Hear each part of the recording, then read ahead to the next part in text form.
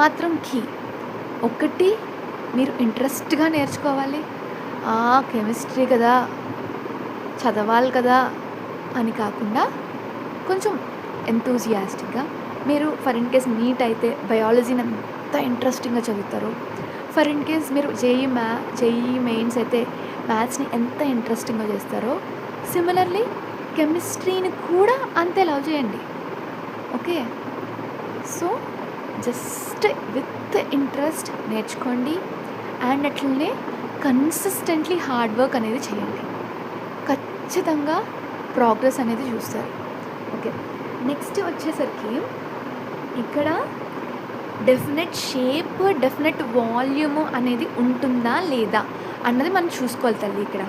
So, ఇక్కడ definite shape అనేది చూసుకుంటే ఇక్కడ సాలిడ్స్‌లో మెయిన్‌లీ డెఫినెట్ షేప్ అనేది ఉంటుంది. అండ్ డెఫినెట్ వాల్యూమ్ అనేది ఉంటుందా అని చూస్తే డెఫినెట్ వాల్యూమ్ అనేది చూసుకుంటే ఇక్కడ డెఫినెట్ వాల్యూమ్ కూడా ఉంటుందమ్మా. వేరాస్ లిక్విడ్స్‌లో చూసుకుంటే మనకి ఏమైనా డెఫినెట్ షేప్ ఉంటుందా తల్లి? నో. డెఫినెట్ షేప్ అనేది అస్సలు ఉండదు. ఫర్ ఇన్ కేస్ మీరు సిలిండ్రికల్‌గా ఉన్న బాటిల్‌లో వాటర్ అనేది తీసుకున్నారనుకోండి, దాని షేప్ అనేది సిలిండ్రికలే. ఫర్ ఇన్ కేస్ మీరు మ్యాంగో షేప్ ఉన్న బాటిల్‌లో తీసుకున్నారనుకోండి, దాని షేప్ అనేది mango shape. For in case apple shape ఉన్న కంటైనర్‌లోకి తీసుకున్నారనుకోండి, దాని షేప్ అనేది యాపిల్ షేప్. ఓకే. సో, లిక్విడ్‌కి స్పెసిఫిక్ షేప్ అనేది ఉండదు. వేరాస్ వాల్యూమ్ అనేది ఉంటుందా అంటే తప్పకుండా ఉంటుందమ్మా. తప్పకుండా ఉంటుంది. ఫర్ ఇన్ కేస్ ఫస్ట్ నేను 100 ml వాటర్‌ని మ్యాంగో షేప్ ఉన్న కంటైనర్‌లోకి నేను తీసుకున్నాను.